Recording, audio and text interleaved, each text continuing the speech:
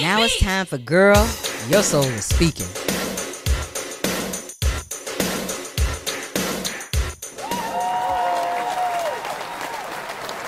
Welcome back to On Air with Tony Sweet. I'm Eddie Connor. We're going to do this segment, Girl, Your Soul is Speaking.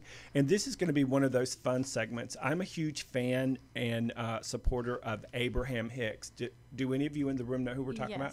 No. Abraham and Esther and Jerry Hicks? Yes. Yeah. So it's Jerry and Esther Hicks. Uh-huh. Esther Hicks channels the spirit of 100 non-physical beings of light known as Abraham in a collective consciousness. Mm-hmm. And a lot of her fans love to call her Estherham. Estherham. And she travels all over the world. I was turned on to her back in the mid to late 80s. And she has a million different things you can do to get yourself out of your own way. And we've all heard of vision boards. She'll have something called the placemat process. She has millions of things. And one of my favorite things to do that I forgot about until I came across this the other day is something called a magical creation box. And on my DVD, I talk about think it and ink it so that you can in-sync it. So when you think a thought, most people's thoughts are like farts and whirlwinds. They're just all over the place and nowhere at the same time, as it were. That sounded like a shark. And when you think something, you're kind of all over the board. And you can think 3, 4 things kind of simultaneously while you're washing the dishes. You're on the cell phone with your friend and you're doing what you're doing. So you're really not present in any one thing. When you ink something, you really can't be doing anything but what you're writing to be fully present. So you think it, ink it, but when you're inking it and you stay in that place purely for longer than 17 seconds, then you immediately tune into the non-physical aspect of yourself, your higher self, your soul frequency. Abraham Hicks would say that's when you're tuned in, tapped in, turned on to the pure positive stream of energy that creates worlds. And she and Abraham will say that your spirit, your soul, your feelings, your good feelings are the exact same energy as what holds the sun and the moon and the stars and the sky in perfect proximity to each other. And that your human self, your physicality, what you write, what you speak, how you work, how hard you work, creates less than 0.01% of your reality. And so what are we all taught to do when we grow up? To work really, really hard. And the action on this planet creates less than 1%. How you feel when you're doing the action creates the other 99.99%. So if you're working in a job you don't like, that's not speaking to you, but you keep going to work anyway because it's the left brain responsible adult thing to do, and you're pushing that boulder up the hill of responsibility when your heart and soul aren't into it. Most people die doing what they hate. And once in a while they get brave and they break free and they start doing what they were born to do, their sole purpose on the planet. And think it, ink it, and then get in sync with it. I think of it as illuminated thought, illuminated talent brings illuminated things.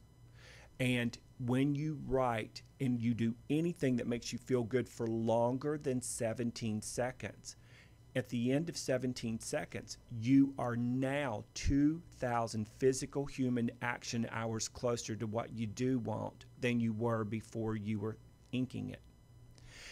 And every 17 seconds after that, it becomes exponential.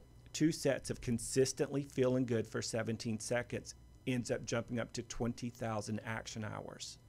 3 sets of 17 from 1 all the way up to the third set of 17 kicks you up to 200,000 human action hours worth of labor expended to get you closer to the feeling of what you want. And 68 seconds, which is 4 sets of 17, 68 consistent seconds of feeling good about any subject puts you 2 million action hours closer. Do you know why your life works so good, Mr. Richard? Why?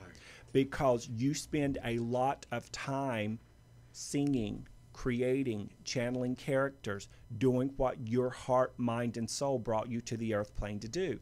And so even if you're having a crappy day in traffic and somebody's rude at Starbucks or whatever, as soon as you start doing what you're on this planet to do, that almost seems to get erased. Mm-hmm. You're spending more time doing what you feel good doing than what you don't feel good doing. And oftentimes you're on your way to do those things that make you feel good. Mm-hmm. And then when you're done with it, you don't go, okay, another 12-hour day of doing what I love to do. God, life is so hard. Instead, you're absolutely authentically grateful for it. Gratitude is a high frequency. Yeah. Appreciation is a high frequency. Feeling good, connected to that source is all high, fast, and pure energy. That's when you magnetically and electromagnetically pull to you faster than most other humans do. So a star, everybody in this room is a star in their own right. A star is a person, when you see someone who radiates that energy, what you're actually experiencing from them is them being more connected in that 17-second frequency than out of the 17-second frequency. So Abraham Hicks has a thing called the Magical Creation Box. And what you do is you rip pictures out of magazines, you rip words and put things in it that make you feel good first and foremost. Number two, they are visual representations of where you want to go in your life. And number three, they must match the way you want to feel when you get there. And so if you don't know what you want to be when you grow up, you always know how you want to feel when you get there. And if you keep it super, super simple, do you want to feel good when you get there, or do you want to feel bad? You want to feel good. Do you want to feel stressed and overwhelmed, or do you want to feel euphoric and connected to source? Do you want to be dim, or do you want to be shining? If you keep it super simple, whatever you want to be when you grow up, running a radio station, do you want it to feel good or bad? Amazing. You want it to feel amazing. So then you pull pictures out of magazines that look and feel amazing. So finish this sentence for me as a group. A picture is worth 1,000 words. And words. Words. I thought you said woods at first. I was like, oh, I got. It's worth 1,000 words. And so the subconscious, and this is where it's great with everything we're talking about, because Cynthia, as a dream interpreter, knows that the subconscious mind is what's feeding you the dream when you fall asleep. But you have access to the subconscious mind 24/7. And if I'm looking at beautiful things, what am I telling my subconscious mind? You want beautiful things. I want beautiful things that make me feel good. And the more I look at those things, the more I interact with people that make me feel good, the more I choose in my imagination when I'm sitting in traffic to focus on things that feel like the end result of what I want to create, then I'm summoning that energy that creates worlds just for the joy of summoning it. It's not hard work to feel good, but it is hard work to do something you hate and try to feel good doing it. And so I did a magical creation box. I didn't tell a single soul that I was doing it because I teach law of attraction. And then when you put yourself out there, if you don't pull the thing you want to, people go like, bitch, what's wrong with you? Okay. And then you have to cut somebody. And I'm spiritual, so you have to do it with a chainsaw. Do it with a smile. And so she calls it a magical creation box. So I got a beautiful box. I decorated it. And then I started ripping these pictures out. And my goal was to go to South America, and I wanted to go to Machu Picchu. And so I'm a huge fan of Shirley MacLaine, and at the time of Carolyn Mace, both fire engine redheads in the metaphysical spiritual communities. And I read all of her books on Machu Picchu and going to Peru and South America and all of her spiritual experiences, blah, blah, blah. And so I started ripping pictures out of magazines that felt like that. And she says, put them in the creation box and put the lid on it and don't bother it anymore.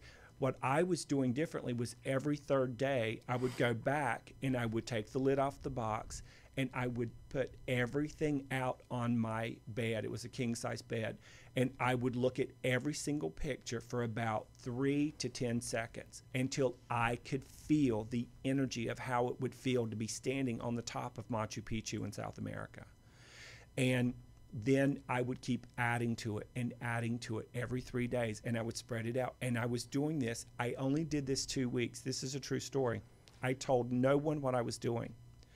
2 weeks later, a client calls me from Greensboro, North Carolina, and I'm living in Los Angeles. And out of nowhere, he says, listen, do you know who Carolyn Mace is? I said, oh, yeah. And so we talked about Carolyn for a while, and he's like, do you know who Shirley MacLaine is, obviously? I'm like, yeah. And I wanted to tell him what I was doing. I thought, nah. And so we were just talking, and he's like, listen, Carolyn Mace is taking a group of people to Peru. And she's going to take them in May. And I met her and her assistant in the airport, and we started talking, and I'm going to go in May. Would you like to go? And now my jaw was hanging open. I'm like, oh, my God, this is so crazy. Less than 2 weeks. And I'm listening to him. The conversation's going on. And I'm sort of checking out at the same time because it came so quick. And this is the biggest thing I'd ever dreamt for. And then he says, you're not listening to me. I want to take you to Peru. I'm going to pay for everything. Wow. You are the most spiritual person I know, and I can't think of going with anybody more spiritual than you that can help me navigate my spirituality through Peru. And so will you let me take you, my treat? And I said, well, give me a week to think about it. What? I would have been like, yes.